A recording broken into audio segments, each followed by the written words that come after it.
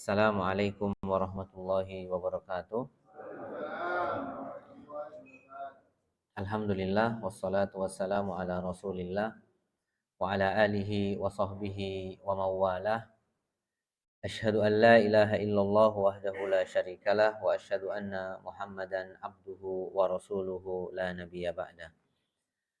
Hadirin yang dirahmati oleh Allah Subhanahu wa taala, marilah kita selalu memanjatkan puja dan puji syukur kehadirat Allah Subhanahu wa taala, yang mana sampai pada pagi hari ini kita masih diberikan banyak kenikmatan oleh Allah Subhanahu wa taala, kenikmatan kesempatan, kenikmatan kesehatan, kemudian yang paling penting dari nikmat itu semua adalah kenikmatan iman, sehingga kita dapat sama-sama berkumpul untuk memenuhi salah satu undangan Allah Subhanahu wa taala, yaitu sholat subuh berjamaah.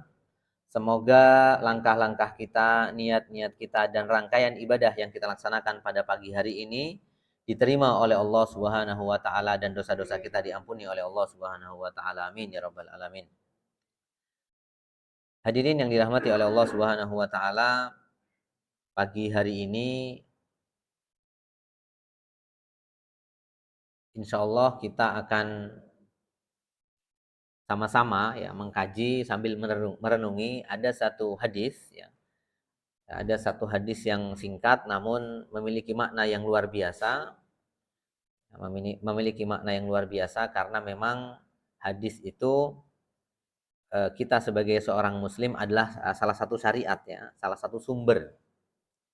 Salah satu sumber yang kita jadikan rujukan ya, yang kita jadikan rujukan salah satunya adalah al-hadis ya. Nah, di sini ada hadis yang luar biasa yang diriwayatkan oleh Sa'ad bin Abi Waqqas ya. Mudah-mudahan sudah tampak ya. Ini satu hadis yang diriwayatkan oleh Sa'ad bin Abi Waqqas tentang hamba ya, kita bisa menjadi hamba yang dicintai oleh Allah Subhanahu wa taala. Ya, ini hadis ini diriwayatkan oleh Sa'ad bin Abi Waqqas. Sebagaimana kita tahu hadirin yang dirahmati oleh Allah Subhanahu wa taala, perawinya Sa'ad bin Abi Waqqas adalah salah satu orang yang dijanjikan surga oleh Allah Subhanahu wa taala ya. Nah, di sini ada tiga hal ya. Ada tiga hal yang kalau kita lakukan semua, alhamdulillah ya. Tapi kalau tidak bisa, salah satunya saja cukup ya.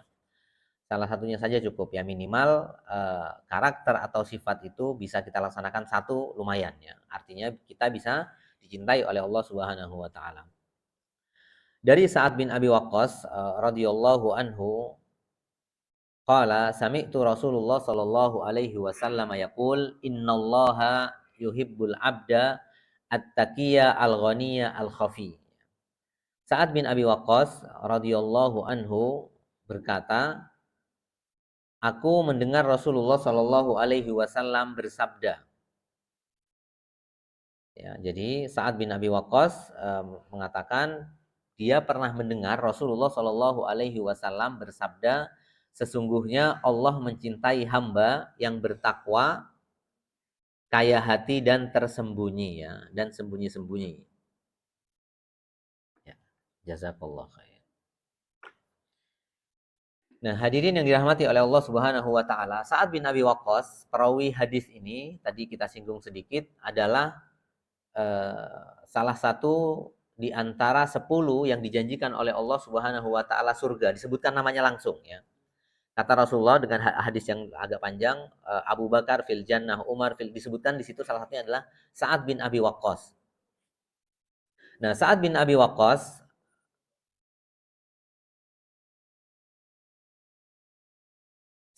Waqqas ketika itu oh iya.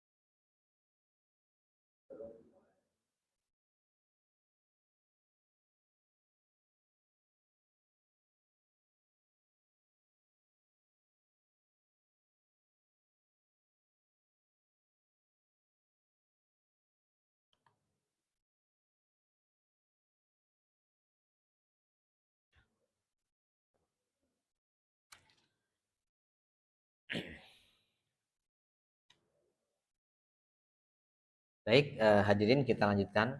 Nah, Sa'ad bin Abi Waqqas radhiyallahu anhu, hadis ini diriwayatkan oleh Imam Muslim ya, ini ada diriwayatkan oleh Imam Muslim. Hadirin yang dirahmati oleh Allah Subhanahu wa taala, ada kisah yang lain terkait dengan hadis ini, ya, redaksi yang lain atau periwayatan yang lain terkait dengan hadis ini menandakan terkait dengan keutamaan sahabat Sa'ad bin Abi Waqqas. Suatu ketika ya, kalau kita baca tafsir hadisnya, di sini dijelaskan di dalam kitab Syu'abil Iman, di situ dijelaskan ketika itu ya, secara tidak sengaja Amir ya, anaknya Sa'ad bin Abi Waqqas itu pernah mendatangi Sa'ad bin Abi Waqqas ya. Jadi Amir anaknya Sa'ad bin Abi Waqqas itu mendatangi Sa'ad ya. Jadi anaknya mendatangi bapaknya. Nama anaknya adalah Amir, kemudian bapaknya Sa'ad bin Abi Waqqas ya. Nah, ketika musim fitnah, hadirin yang dirahmati oleh Allah Subhanahu wa taala, kisah ya, yang terkenal dalam hadis ini, ketika musim fitnah ya, pada saat itu diriwayatkan bahwasanya ini zamannya Utsman bin Affan ketika itu terbunuh ya. Ketika Utsman bin Affan terbunuh, kemudian salah satu sahabat yang mengasingkan diri adalah Sa'ad bin Abi Waqqas ya. Karena kalau kita baca sejarah berdarah ya, pada saat itu kan sejarah berdarah ya, setelah Umar bin Khattab terbunuh, kemudian Utsman bin Affan terbunuh, kemudian menyusul itu kan musim fitnah ya. Nah, kemudian salah satu sahabat yang mengasingkan diri adalah Sa'ad bin Abi Waqqas ya. Sa'ad bin Abi Waqqas mengasingkan diri ya, mengasingkan diri, kemudian anaknya datang kepada ayahnya ya. Ya datang seperti biasa menjenguk. Kemudian pada saat itu Sa'ad bin Abi Waqqas sedang ada di atas tunggangan ya. Jadi dia ada di onta ya. Kemudian datanglah anaknya Amir ya. Amir, kemudian ketika Sa'ad bin Abi Waqqas itu ada di atas onta, kemudian anaknya Amir mengatakan, ini adalah orang terburuk yang pernah saya temui ya. Artinya bahasa basi ya. Kata anaknya, kamu ini wahai ayahku, kamu ini termasuk orang buruk yang pernah saya temui. Penunggang ya, atau orang yang berkendara, termasuk yang saya temui, kamu ini termasuk orang yang buruk. Kenapa? Kata ayahnya, kenapa wahai anakku? Kata anaknya, kenapa? Karena kamu ketika musim fitnah, kamu malah mengasingkan diri ya. Kamu malah mengasingkan diri. Karena pada saat itu terjadi fitnah itu orang karena politik ya, sehingga para sahabat itu banyak yang mengasingkan diri, termasuk salah satunya adalah Sa'ad bin Abi Waqqas ya. Kemudian kata Sa'ad bin Abi Waqqas mengatakan kepada anaknya, karena anaknya tidak terima ya, kenapa? Kamu ini kan ulama, kamu ini kan senior sahabatnya. Sa'ad bin Abi Waqqas ini kan termasuk sahabat senior ya. Termasuk orang yang dijanjikan surga. Kenapa ketika musim fitnah kamu malah melarikan diri? Kamu tidak ikut menyelesaikan persoalan. Ya ini kejadian ini ketika Amir bertanya kepada ayahnya ketika terbunuhnya Utsman bin Affan. Ya kata beliau, kata anaknya, wahai ayahku, kenapa kamu tidak ikut menyelesaikan persoalan umat ya? Karena umat ini sedang butuh solusi. Tapi kenapa kamu malah melarikan diri ya? Maksudnya malah kamu mengasingkan diri ya. Kemudian ya, ayahnya turun ya, saat turun dari tunggangannya, dari ontanya, kemudian memukul anaknya ya, artinya menepuk pundaknya anaknya, kemudian mengatakan uskut, kata dia, diam. Kata Sa'ad, diam wahai anakku ya. Ya. Mohon maaf Ustaz, ibu-ibu kurang dengar, jadi mohon dikeraskan sedikit suaranya. Matur suwun. Kurang maju. Oke, matur suwun. Nah, kemudian ya, hadirin yang dirahmati oleh Allah Subhanahu wa taala, kemudian Sa'ad bin Abi Waqqas menepuk pundak anaknya ya. Kemudian pundak anaknya ditepuk, kata Sa'ad bin Abi Waqqas, uskut, diam ya. Diam wahai anakku. Kemudian dia mengeluarkan hadis ini bahwasanya aku pernah mendengar Rasulullah Shallallahu alaihi wasallam bersabda, sesungguhnya Allah mencintai orang ya, atau mencintai hamba yang bertakwa, kaya hati dan tersembunyi ya. Jadi Sa'ad bin Abi Waqqas dalam arti ya, mengamalkan hadis ini. Ketika terjadinya fitnah ya, mungkin juga nanti bisa kita jadikan refleksi ya, karena kita akhir-akhir ini terjadi fitnah yang luar biasa ya, karena salah satunya mungkin kita ini sudah di akhir zaman, terjadi banyak fitnah sehingga kadang kita nggak tahu mana yang benar mana yang salah. Nah, ini hampir mirip ya. Nah, kita dikasih tips oleh Rasulullah Shallallahu Alaihi Wasallam melalui Sa'ad bin Abi Waqqas ya. Kata Sa'ad, wahai anakku, aku ini mengamalkan hadis ya dari Rasulullah Shallallahu Alaihi Wasallam.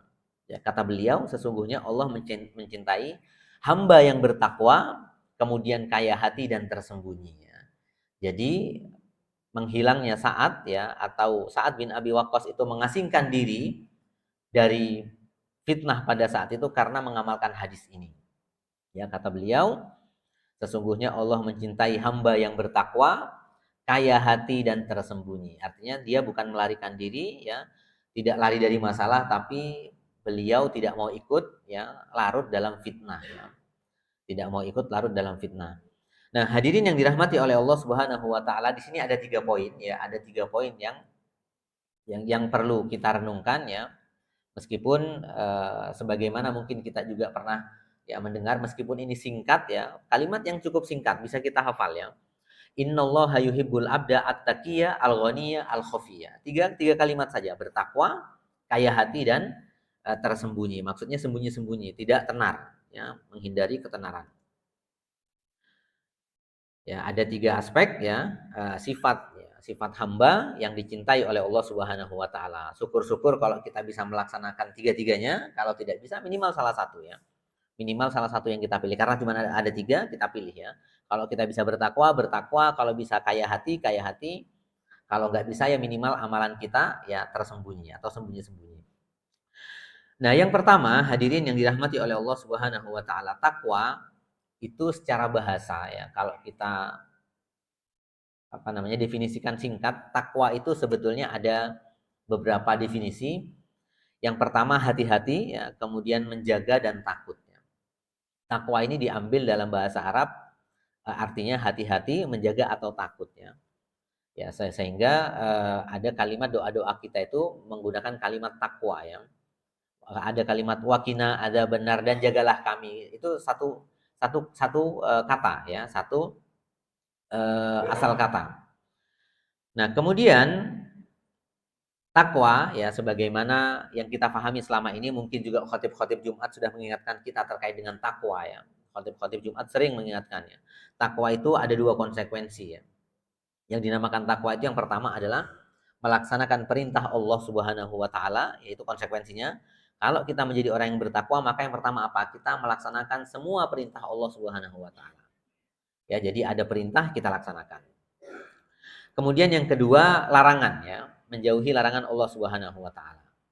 Jadi konsekuensi takwa, kalau kita mau melihat kita ini orang bertakwa atau tidak, dilihat dari keseharian kita. Kalau ada larangan kita jaga, tidak kita laksanakan, ada perintah kita laksanakan. Contoh misalnya sholat subuh diperintah oleh Allah Subhanahu wa taala, kita datang ya, itu minimal bisa kita ukur ya ketakwaan kita ya. Kalau kita sholat rajin, insya Allah ketakwaan kita sudah mulai stabil ya, atau minimal ya kita bisa dikategorikan sebagai orang yang bertakwa ya, karena ada ciri-cirinya.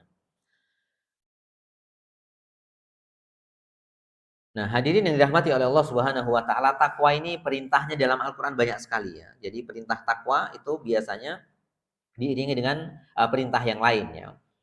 Misal dalam Al-Qur'an ketika berbicara tentang perbuatan jujur, Allah Subhanahu wa taala mengatakan, ya ayyuhalladzina amanu taqullaha wa qulu qaulan sadida ya. Takwa ya, itu biasanya ada perintah lain ya. Yang pertama kita bertakwa dulu ya.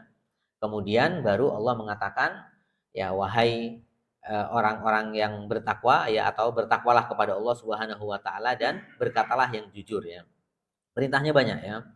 Kalau kita lihat ya ayyuhalladzina amanu taqullaha, misalnya yang lain, ya ayyuhalladzina amanu taqullaha wal tandur nafsun ma qaddamat liqad ya. Artinya ada, ketika setelah bertakwa ada perintah yang lainnya, karena takwa itu luar biasa ya.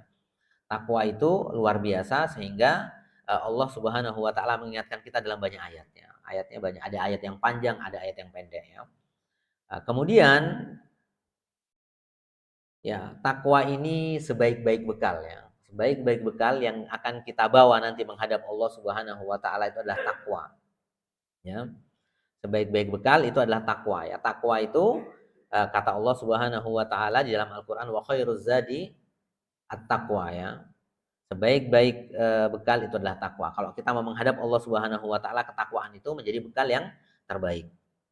Nah, kemudian selanjutnya, takwa itu banyak keutamaan ya. Keutamaan orang yang bertakwa. Allah Subhanahu wa taala menjamin dalam banyak ayat kalau kita bertakwa maka apa? Ya, kata Allah Subhanahu wa taala kita diberikan kemudahan ya. Kemudahan dalam banyak aspek ya. Ya, dalam banyak ayat Allah mengatakan wa may yattaqillaha yaj'al lahu min amrihi yusra ya. Orang yang bertakwa itu semua urusannya dijadikan mudah oleh Allah Subhanahu wa taala. Kemudian juga orang yang bertakwa diberikan rezeki yang tidak disangka-sangka ya. Ada ayat yang mengatakan wa may yattaqillaha yarzuqhu min haitsu la yahtasib ya. Orang-orang yang bertakwa ya kata Allah Subhanahu wa taala dijanjikan rezeki yang tidak disangka-sangka ya. Ya, tidak hanya harta ya, kesehatan, kemudian juga keluarga yang baik itu rezeki yang luar biasa ya. Teman yang baik itu menjadi rezeki yang luar biasa ya. Ya, jadi ketika Allah memberikan kita rezeki kesehatan ya, kemudian keluarga yang baik ya, anak-anak cucu yang sehat ya, kemudian taat kepada Allah semua itu rezeki yang luar biasa ya. Jadi rezeki itu tidak hanya melulu berbicara harta tapi berbicara yang lainnya. Pemberian Allah yang lain ya yang itu membuat kita hati kita tenang, tentram itu termasuk rezeki dari Allah Subhanahu wa taala. Kemudian juga Allah Subhanahu wa taala menjamin ketenangan hati ya. Orang yang bertakwa itu hatinya tenang ya. Sebagaimana hadirin yang dirahmati oleh Allah Subhanahu wa taala belakangan ini banyak kita menyaksikan ya orang depresi ya, kemudian stres. Ya mungkin salah satunya mereka tidak bertakwa ya. Allah dalam Al-Qur'an itu sudah banyak solusi yang ditawarkan kepada kita ya. Jadi orang yang bertakwa insya Allah jauh dari kata depresi, stres, ya, banyak pikiran tidak ya. Orang yang bertakwa itu yakin semua yang terjadi itu karena Allah Subhanahu Wa Taala. Kita akan pasrah. Ya apapun yang terjadi kita akan tenang ya. Apapun yang terjadi ya baik yang kita usahakan kadang tidak sesuai hasilnya itu biasa saja ya. Karena apa? Karena mungkin Allah tidak menghendaki. Sehingga salah satu sifat ya orang yang bertakwa ada dia tenang ya. Ketika misalnya kita berusaha untuk mendapatkan sesuatu, kemudian beramal ya, kemudian juga misalnya berbisnis, kemudian tidak sesuai ya kita serahkan kepada Allah Subhanahu wa taala karena ya itu mungkin salah satunya eh, takdir ya atau keputusan Allah Subhanahu wa taala yang mungkin tidak baik buat kita ya. Mungkin tidak baik buat kita sehingga Allah menjauhkan hal itu. Nah, ini salah satu sifat orang yang bertakwa. Artinya apa? Mereka tenang ya, mereka tenang. Nah, kemudian yang terakhir bagi orang-orang yang bertakwa dijanjikan surga oleh Allah Subhanahu wa taala. Ini baku ya. Janji Allah Subhanahu wa taala di dalam ayat Al-Qur'an ya ketika berbicara orang-orang bertakwa adalah dijanjikan surga ya. Di dalam surat Ali Imran ya kalau nggak salah ketika Allah mengatakan wasari'u ila maghfiratin mir rabbikum wa jannatin arduhas samawati wal ardu iddat lil muttaqin ya. Jelas ya surga itu dijanjikan atau diberikan kepada orang-orang yang bertakwa ya. Jadi kalau kita bertakwa maka janji Allah Subhanahu wa taala adalah kita dijanjikan surga ya. Surga yang luasnya seluas langit dan bumi ya. Jadi hadirin yang dirahmati oleh Allah Subhanahu wa taala, ini janji yang paling tinggi ya. Janji yang paling tinggi yang dijanjikan Allah kepada kita yaitu di akhirat adalah surga ya. Ya di dalam ayat yang Allah langsung jadikan kalimat langsung itu adalah tentang orang-orang yang bertakwa ya. Uiddat lil muttaqin ya. Surga itu dijanjikan atau diberikan bagi orang-orang yang bertakwa ya. Nah, orang-orang yang bertakwa tadi kita singgung yang melaksanakan perintah Allah Subhanahu wa taala dan menjauhi larangan Allah Subhanahu wa taala. Ini yang pertama ya. Jadi Sa'ad bin Abi Waqqas ketika musim fitnah kata beliau yang pertama kita harus bertakwa ya. Kita harus bertakwa ya. Kalau kita tarik hadirin yang dirahmati oleh Allah Subhanahu wa taala, zaman ini mirip-mirip lah ya. Zaman ini mirip-mirip karena kalau kita tarik ke belakangan kondisi politik agak sedikit panas. Coba kita apa ya istilahnya? Menjadikan hadis ini sebagai bahan refleksi atau bahan renungan.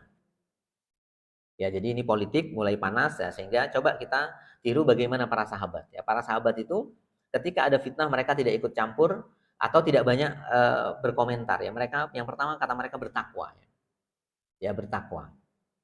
Jadi kalau musim fitnah ya, musim misalnya terjadi sesuatu yang seakan-akan sepertinya kayaknya umat Islam ini mulai berpecah belah dan lain sebagainya, kata para ulama dan para sahabat bertakwa kepada Allah Subhanahu wa taala. Karena itu aman ya. Kita akan aman. Kemudian yang kedua, hadirin yang dirahmati oleh Allah Subhanahu wa taala, yang dapat kita jadikan media agar kita dicintai oleh Allah Subhanahu wa taala adalah kaya ya, kaya. Kaya hati maksudnya. Kaya hati ini berbeda dengan kaya yang lainnya. Mungkin kalau kita biasanya kebanyakan kita mengatakan bahwasanya kekayaan itu biasanya diukur dari hal yang materi, ya, material. Ya, ya sah-sah saja karena biasanya manusia itu ada naluri ya, ada naluri alamiah atau yang disebut dengan naluri primitif ya. Kenapa dikatakan naluri primitif? Ya, manusia itu kadang eh, ada beberapa naluri yang biasanya manusia itu agak sedikit muncul sifat kehewanannya dia ya. Makanya dikatakan primitif. Kenapa? Karena jika tidak dipenuhi, kadang manusia itu menjadi rusak ya, atau menjadi di luar akalnya ya. Salah satunya adalah naluri memiliki harta ya. Ya, naluri memiliki harta. Harta ini kadang manusia itu kenapa dikatakan primitif? Kadang saling membunuh ya, menipu, kemudian koruptif dan lain sebagainya, itu karena apa? Karena naluri primitifnya muncul ya. Ya, bukan bukan dalam dalam Islam itu tidak boleh memiliki harta, boleh ya, boleh. Tetapi dengan cara yang benar ya. Artinya, kenapa di dalam ayat atau di dalam Al-Qur'an, dalam syariat ya, dikatakan bahwasanya manusia itu ada beberapa hal ya yang memang harus dipenuhi ya, termasuk salah satunya adalah harta ya. Ya, nalurinya harta ya, kemudian juga misalnya biologis ya, kita tuh punya naluri eh, suka dengan lawan jenis ya, naluri biologis tertarik dengan lawan jenis, kemudian juga yang lain misalnya berkuasa ya, ini termasuk naluri primitifnya. Jadi hadirin yang dirahmati oleh Allah Subhanahu wa taala, ini penting ya, penting kita renungkan. Yang berikutnya adalah kaya ya, kaya hati ya. Ini perlu kita garis bawahi, manusia itu memang pada prinsipnya naluri alamiahnya adalah suka terhadap sesuatu yang sifatnya material ya. Tadi harta ya. Manusia cenderung tamak, itu benar ya, cenderung tamak. Di dalam ayat Allah Subhanahu wa taala berfirman, insya Allah kita hafal semua, di dalam surat At-Takatsur ya. Alhaakumut takatsur ya. Hatta tumul maqabir, itu jelas ya, manusia itu kalau berbicara harta itu agak tamak ya. Memang karakter kita ya, karakter manusia ya. Oleh karenanya Allah menjadikan syariat ini sebagai batasan ya, batasan. Kita boleh berharta boleh, tapi dengan cara yang benar ya. Dengan jalan yang benar ya. Nah, sehingga kalau kita cari di referensi yang lain, misalnya hadis atau ayat yang lain, harta ini menjadi salah satu cobaan yang berat ya. Artinya banyak orang itu lebih memilih harta daripada yang lain ya. Sebagaimana misalnya ayat-ayat tentang jihad ya. Ayat-ayat tentang jihad ya itu biasanya didahulukan dengan harta, bukan dengan nyawa ya.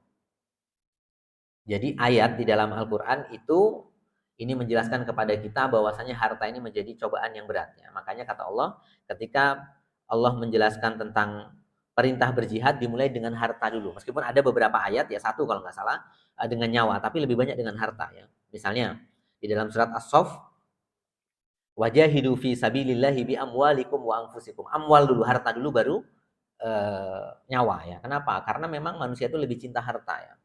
Ya, artinya lebih cinta harta daripada nyawa. Sehingga Allah mengatakan, ayo kamu berjihad dulu dengan hartamu, bukan dengan nyawa. Ya, mungkin kita juga bertanya, kenapa yang didahulukan harta bukan nyawa ya? Karena memang manusia lebih cinta harta daripada nyawa ya. Banyak orang itu kita bisa lihat ya, mungkin beberapa kasus ya, rebutan harta orang tua dengan anak ya, saling membunuh ya, saling menipu. Karena apa? Karena mereka mencintai harta ya. Ini sesuai dengan ayatnya. Sesuai dengan ayat. Oleh karenanya Allah mengatakan memang kita berpotensi ya. Manusia itu berpotensi tamak ya, tetapi ada syariat, ada batas yang mengatur itu semua ya. Ada syariatnya. Ya, di dalam surat Ali Imran ya Allah juga mengatakan ya terkait dengan harta ya, terkait dengan harta. Harta itu adalah ujian ya. Zuyyina lin-nasi hubbus syahawati minan nisa'i wal banina wal qanatiril muqantarati minadz zahabi wal fiddah ya. Jadi dijadikan indah ya, hadirin yang dirahmati oleh Allah Subhanahu wa taala, dijadikan indah ya semua hal yang berbau harta, emas, perak ya, harta, kendaraan ya. Kalau zaman itu karena di dalam ayat ini disebutkan tunggangan kuda, maka sekarang itu beralih misalnya kendaraan kita ya. Itu menjadi ujian ya. Menjadi ujian ya. Ya, sehingga kaya hati itu penting ya, supaya kita tidak ambisius, tidak tamak ya terhadap hal-hal yang memang sifatnya sementara ya. Kemudian juga yang berikutnya terkait dengan kaya, mungkin di antara dan kebanyakan manusia, kaya itu identik dengan kekuasaan misalnya. Dan sekarang ini ya hadirin yang dirahmati oleh Allah Subhanahu wa taala, seakan-akan kesuksesan itu sudah bergeser ya. Kesuksesan seseorang itu biasanya kalau nggak banyak harta, ya ukurannya ya, kalau nggak banyak harta dia punya kekuasaan. Akan bangga kalau misalnya oh fulan itu pejabat, oh fulan itu pimpinan, oh fulan presiden. Itu artinya bergeser ya. Bergeser. Kesuksesan itu menurut orang sekarang ya adalah kekuasaan salah satunya ya. Kekuasaan salah satunya. Sebagaimana pada dasarnya Allah Subhanahu wa taala sudah mengingatkan kita dalam banyak ayatnya. Ya misalnya Firaun ya, seakan-akan manusia itu kalau berkuasa dia mau nambah terus ya. Firaun itu kan takut ya, takut, dan itu naluri ya, alamiah ya, hadirin yang dirahmati oleh Allah Subhanahu wa taala, alamiah. Ya orang ingin berkuasa selama-lamanya itu alamiah. Ya, Firaun, Namrud. Ya kalau kita baca sejarahnya secara utuh, maka mereka memang ya salah satunya kenapa Firaun itu membunuh anak laki-laki, kenapa? Karena dia takut kekuasaannya hilang ya. Takut jabatannya hilang sehingga mereka bernafsu untuk terus berkuasa ya. Nah, sehingga ini perlu adanya hadis ini, kekayaan ya atau kekuasaan itu harus memang dari hati bukan dari nafsu ya. Ya sehingga kekuasaan ini menjadi salah satu ujian ya. Kekuasaan menjadi salah satu ujian ya. Meskipun dalam Islam itu boleh kita berkuasa, boleh, bukan berarti haram. Ya boleh, tetapi dengan catatan ya, boleh berkuasa ya, karena kekuasaan itu memang salah satu hikmahnya kalau kita berkuasa maka kita bisa banyak melakukan perubahan ya, boleh. Bukan haram ya, bukan haram. Yang tidak boleh itu ambisi ya terhadap kekuasaan, menghalalkan segala cara, itu tidak boleh ya. Ya punya harta ya kemudian berkuasa itu boleh ya dalam Islam kalau dengan cara yang benar, bukan dengan cara yang tidak benar ya. Boleh. Ya kita misalnya mau mencari jabatan boleh, tetapi dengan cara yang benar, bukan cara yang tidak dibenarkan, dengan cara-cara yang haram. Nah, hadirin yang dirahmati oleh Allah Subhanahu wa taala, memang ukuran sesungguhnya perlu kita bertanya ya. Kekayaan sesungguhnya itu ya, itu pada dasarnya apa sih? Ya, kalau kita tanya misalnya diri kita masing-masing, kekayaan yang sesungguhnya itu apa? Itu perlu kita renungkan dalam hadis ini, karena hadis ini jelas mengatakan wal ghina ya, kaya hati ya. Kekayaan yang sesungguhnya itu adalah kekayaan hati, bukan pada sifat yang material ya, bukan fisik ya. Bukan pada jabatan, kekayaan itu bukan juga pada harta, bukan juga pada pasangan. Jadi kekayaan itu yang menyelamatkan kita nanti, yang akan dicintai oleh Allah Subhanahu wa taala adalah kekayaan hati ya, merasa cukup. Ya, kekayaan hati, merasa cukup itu yang penting ya. Ya, sekarang ini kan kita ada kalau istilahnya anak-anak milenial ya, di tengah gempuran ya, bahasa bahasa anak-anak milenial misalnya, di tengah gempuran hidup hedonisme, kemudian orang tuh pada pamer, itu kadang membuat nafsu kita juga ikut ya. Ya, itu apa namanya, di tengah gempuran orang pada ingin eksis ya, sehingga beli ini di apa namanya, diposting ya, kemudian beli ini di share di status dan sebagainya. Ini kan salah satunya membuat kita ingin ikut eksis ya, bukan itu ya. Ya, bukan itu. Nah, sehingga ada tips ya kata Nabi Shallallahu Alaihi Wasallam, dan ini fitnah tentunya ya, tentunya ini musim fitnah, orang tuh pada berlomba-lomba eksis ya. Misalnya share status, apalagi berbicara kekayaan, misalnya jabatan ya. Misalnya alhamdulillah dapat jabatan ini. Sebetulnya jabatan itu kan juga ujian ya. Kekayaan itu ujian, akan dimintai pertanggungjawabannya. Nah, oleh karenanya ini perlu kita perhatikan ya, perlu kita perhatikan kalau kita mau aman, mau dicintai oleh Allah Subhanahu wa taala, pencapaian-pencapaian kita nggak perlu kita share ya. Kita diam saja ya. Kalau punya pencapaian, kita berdoa kepada Allah Subhanahu wa taala, misalnya dapat rezeki ya, dapat harta, dapat jabatan ya, kita berdoa, ya Allah semoga jabatan ini, harta ini semakin mendekatkan saya kepadamu ya. Ya termasuk harta ya.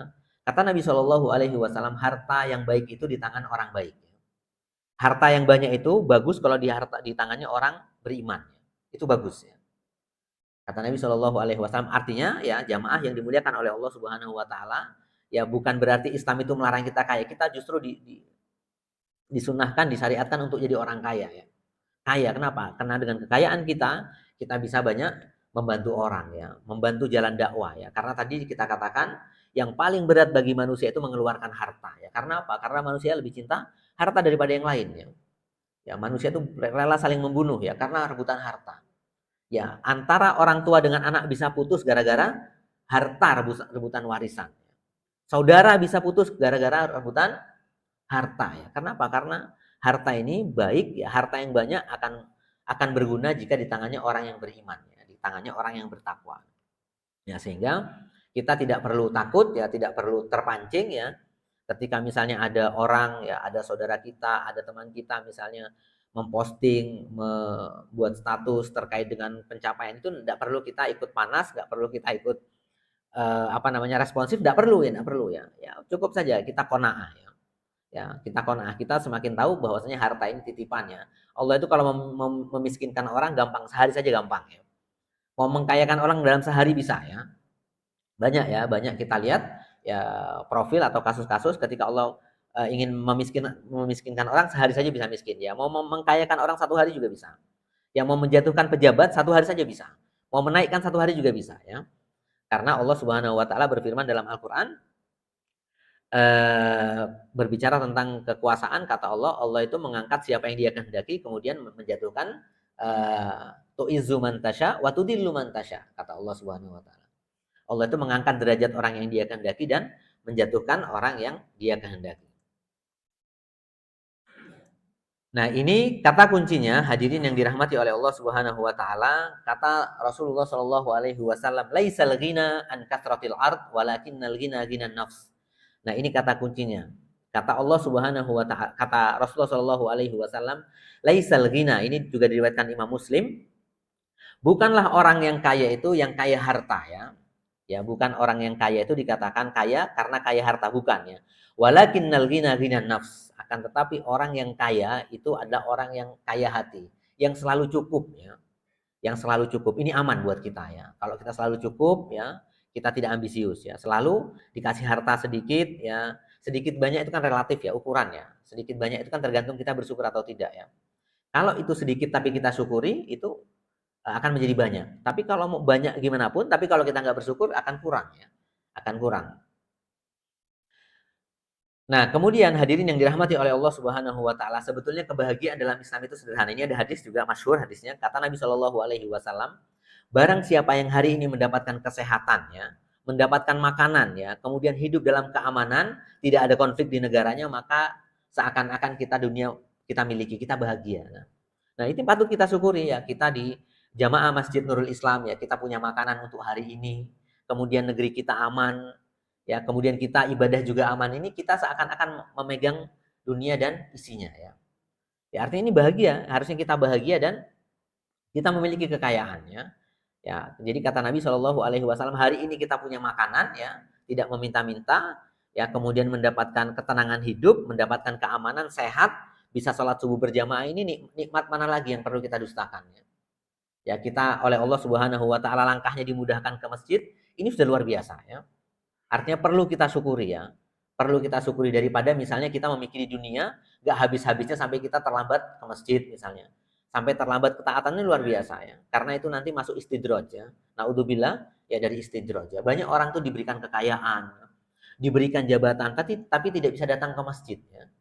Nah, alhamdulillah kita di sini jamaah yang dimuliakan oleh Allah Subhanahu wa taala, mungkin ya sebagian kita mungkin dikasih kelebihan harta, mungkin sebagian tidak, tetapi kita masih dimudahkan dalam ke masjid, itu luar biasa ya. Patut kita syukuri ya. Karena tidak semua orang ya bisa datang ke masjid ya. Masjid itu kalau bahasa yang agak sarkas ya, masjid itu ada tempat yang terjauh dan tersulit ya. Ya, sekuat apapun binaraga itu ya, badannya kuat ngangkat, tapi suruh jalan ke masjid kadang mereka nggak sanggup ya. Ya, orang yang datang ke masjid itu berbicara tentang ketakwaan dan ya keimanannya, baru datang ke masjid. Kemudian hadirin yang dimuliakan oleh Allah Subhanahu wa taala, ada 5 menit lagi ya Mas. Terakhir yang penting ya, ini yang penting, ini juga refleksi karena kondisi kita ini agak fitnah banyak ya, fitnah media, kemudian fitnah dan lain sebagainya, apalagi ini politik agak sedikit memanas, kita refleksi saja ya, supaya nanti ukhuwah kita tetap terjaga ya, supaya tidak saling hujat dan lain sebagainya. Kemudian yang terakhir, kata Sa'ad bin Abi Waqqas, karena Sa'ad bin Abi Waqqas itu dia mengasingkan diri ketika musim fitnah ya. Ketika musim fitnah. Kata dia yang terakhir, tersembunyi ya. Hadirin yang dirahmati oleh Allah Subhanahu wa taala, amalan yang tersembunyi ini penting ya. Meskipun boleh kita beramal itu secara terang-terangan, tapi yang tersembunyi ini penting. Kenapa? Yang pertama, karena lebih dekat dengan keikhlasan ya. Kalau kita beramal sembunyi-sembunyi itu lebih dekat kepada keikhlasan ya. Makanya Sa'ad bin Abi Waqqas dia tahu kedudukan dia ya. Sa'ad bin Abi Waqqas itu kan sudah dijamin masuk surga ya. Ya, sudah dijamin masuk surga. Artinya sahabat kalau diketok palu oleh Nabi, kamu masuk surga itu udah luar biasa. Artinya dia bukan orang sembarangan ya. Sekaliber atau sekelas Sa'ad bin Abi Waqqas saja menyembunyikan amalnya ya. Jadi Sa'ad bin Abi Waqqas tuh amalnya banyak yang tersembunyi ya, apalagi kita ya. Harusnya lebih tersembunyi lagi ya. Padahal Rasulullah sudah mengatakan di hadisnya ya, Nabi mengatakan Sa'ad bin Abi Waqqas ini termasuk 10 orang yang dikasih kabar gembira masuk surga ya. Ya, jadi lebih dekat dengan keikhlasan ya. Kemudian ada anjuran di dalam Al-Qur'an untuk menyembunyikan amalan-amalan kita ya. Kalau bisa amalan kita disembunyikan lebih baik ya. Contoh sedekah ya, di dalam surat Al-Baqarah kata Allah Subhanahu wa taala, "In tubdus shadaqati fani'immahi ya. Wa in tukhfuha wa tu'tuhal fuqara fahuwa khairul lakum ya." Ini ada anjuran dalam Al-Qur'an, sedekah yang terang-terangan itu boleh ya. Boleh ya. Boleh kita misalnya sedekah terang-terangan, tidak ada larangan ya. Tidak ada larangan. Tetapi kata Allah Subhanahu wa taala, kalau kamu sembunyikan sedekah itu jauh lebih baik ya. Jauh lebih baik. Karena apa? Mendekati keikhlasan ya. Mendekati keikhlasan ya. Banyak riwayat menjelaskan tentang bagaimana sahabat menyembunyikan amalnya ya. Menyembunyikan amalnya. Sahabat tuh kalau misalnya mau nyumbang atau sedekah, ketuk pintu, kemudian taruh makanan di depan rumah, kemudian lari ya. Bahkan pakai baju seperti ninja itu, ditutup ya, pakai masker ya, supaya apa? Supaya dia nggak tahu yang memberi makanan ini siapa ya, untuk mendekatkan kepada keikhlasannya ya. Termasuk beberapa sahabat yang lain ya, ketika ditanya oleh Nabi kadang bukan nggak jujur, tapi mereka menyembunyikan amalnya ya, menyembunyikan amalnya. Ditanya, kamu tadi ngapain? Oh, tadi malam saya terbangun Nabi, padahal dia sholat malam ya. Padahal sahabat itu sholat malam, tapi dia nggak ngomong Nabi tadi malam saya sholat malam, enggak. Tapi dia mengatakan Nabi tadi malam saya kesengat kalajengking, padahal dia sholat itu kondisi kesengat kalajengking itu ketika dia sholat, tapi dia nggak ngomong kalau dia sholat ya. Kenapa? Karena melindungi amalnya ya. Ya, melindungi amal supaya kita aman ya. Hadirin yang dirahmati oleh Allah Subhanahu wa taala, kalau kita mau aman, amal kita disembunyikan meskipun sedikit, tidak apa-apa ya. Ya, sedikit itu tapi nanti akan kita dapatkan karena mendekati keikhlasan. Nah, ini juga para sahabat kalau beramal secara sembunyi-sembunyi. Nah, kemudian berikutnya hadirin yang dirahmati oleh Allah Subhanahu wa taala, tersembunyi ini salah satunya adalah menghindari popularitas ya. Sa'ad bin Abi Waqqas itu mengasingkan diri untuk menjauhi popularitas ya, karena sekarang juga ini kan lagi musim ya, lagi musim orang itu populer ya. Popularitas itu menjadi sesuatu yang seakan-akan kamu kalau sukses kalau kamu populer ya, punya follower sekian misalnya, punya ini kan menjadi tren ya, tren masa kini ya. Nah, bukan itu ya. Sekelas Sa'ad bin Abi Waqqas dan para sahabat itu menghindari ketenaran ya. Karena ketenaran itu juga fitnah ya. Ketenaran itu adalah fitnah. Lebih baik kita biasa-biasa saja amalannya, nggak apa-apa nggak tenar di dunia itu, kita nggak perlu ya bernafsu untuk tenar di dunia, nggak perlu ya. Kita nggak tenar di dunia nggak apa-apa, tapi tenar di langit ya. Tenar di langit lebih aman ya. Kita lebih tahu. Nggak apa-apa kita nggak dikenal, ada istilah dalam syariat itu, nggak apa-apa kita tidak dikenal oleh ahli dunia, tapi kita dikenal oleh ahli langit ya. Jadi orang langit makhluk langit lebih tahu kita daripada makhluk yang ada di dunia. Karena apa? Karena perbuatan kita, karena amalan kita. Nah, kemudian yang terakhir hadirin yang dirahmati oleh Allah Subhanahu wa taala, sebagai penutup kajian kita pada pagi hari ini, kemudian yang terakhir, sembunyi-sembunyi, amalan sembunyi itu mendapatkan naungan dari Allah Subhanahu wa taala tatkala tidak ada naungan kecuali naungan Allah Subhanahu wa taala. Di padang mahsyar ya, disebutkan 7 golongan ya yang akan dinaungi oleh Allah di hari kiamat nanti di padang mahsyar, termasuk salah satunya adalah orang-orang yang kalau beramal selalu sembunyi-sembunyi ya. Gak ada yang tahu kecuali dia dengan Allah Subhanahu wa taala ya. Sehingga ada bait nasyid itu yang sering kita dengar, biasanya dibuat backsound ya, atau kalau ada perbuatan baik, kalau nggak salah punyanya Misari Rosid itu, halaka sirrun indallah. Apakah kamu punya sesuatu yang rahasia ya? Hubungan rahasiamu dengan Tuhan itu apa? Beramal dengan sembunyi-sembunyi ya. Beramal dengan sembunyi-sembunyi itu termasuk nanti akan dinaungi oleh Allah Subhanahu wa taala ya. Bahkan ada satu riwayat ya, ada satu riwayat mengatakan ada nanti di hari kiamat orang yang masuk surga, malaikat pun nggak tahu kalau dia masuk surga ya. Malaikat pun nggak tahu ya, malaikat pun nggak tahu kalau dia sudah ada di dalam surga. Bagi mereka, bagi siapa? Bagi mereka-mereka yang beramal sembunyi-sembunyi ya. Jadi amalan kita tidak perlu kita tampakkan ya. Ya, tidak perlu kita tampakkan ya. Artinya amalan lebih baik itu kalau amalan kebaikan lebih baik kita sembunyikan karena apa? Karena lebih dekat kepada keikhlasan. Demikian hadirin yang dapat kami sampaikan pada pagi hari ini. Mohon maaf agak melebihi waktu. Ya, tapi ada 3 poin yang tadi perlu kita camkan atau perlu kita renungkan. Ya, kalau kita tidak bisa tiga-tiganya minimal satu ya. Minimal satu saja tidak apa-apa ya. Kita mulai belajar beramal sembunyi-sembunyi ya, mulai belajar kaya hati, nggak perlu kalau ada tetangga, ada saudara punya sesuatu nggak perlu kita ikut panas, nggak perlu ya. Artinya ya biasa saja, kekayaan ada dalam hati kita. Kita menjadi orang yang kaya ya. Diam-diam kaya, diam-diam bahagia ada di dalam hati. Demikian yang dapat kami sampaikan. Kami akhiri dengan membaca doa kafaratul majlis. Subhanakallahumma wa bihamdika asyhadu an la ilaha illa anta astaghfiruka wa atubu ilaik. Saya akhiri, semoga ada manfaatnya. Assalamualaikum warahmatullahi wabarakatuh. Waalaikumsalam warahmatullahi wabarakatuh.